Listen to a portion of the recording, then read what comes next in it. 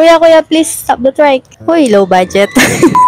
Ayoko lumampas para di na ako maglakad. Nag-commute kasi ako dyan. Bumili ako ng side wheel set na mugs. Siyempre, yung gustong kulay at saka design ng customer namin. Kaya na lagi ko sinasabi, hanggat maaari, kayo yung masunod sa unit nyo para sulit ang gastos. Nung malapit-lapit na ako sa pwesto, siyempre todo panic ako. Kaya na yun sabi ko, dyan mo ako ibaba ka ako.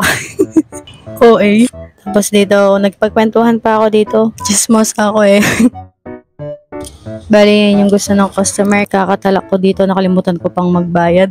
Si kuya naman nakalimutan din niya ako singilin. Buti pinaalala ko pa nga sa kanya, tawang-tawa siya. 2 units ng Kalesa type Pinturado, black at saka red yan. Then, yung pinipild nila sa ngayon ay pure stainless Kalesa type steel top. Dito naman, pinicture ko ng isa-isa yung mga sandalan or backrest na tinatawag kasi pipili yung customer namin from San Carlos. Kasi malapit-lapit na mailabas yung unit niya. Hindi ako masyado nagtrabaho ngayon sa shop kasi masakit yung ulo ko tsaka namamaga yung kamay ko. Wala, share ko lang. Bali, ito pala yung nabili kong mugs niya kanina. May mga bearings, syempre interior, yung gulong, tapos yung mismong mugs na kulay red at saka black. Black-red. Tapos yan yung hub. Wala siyang axle. Naghanap ng wala, hindi naman bumili. Salamat sa panonood.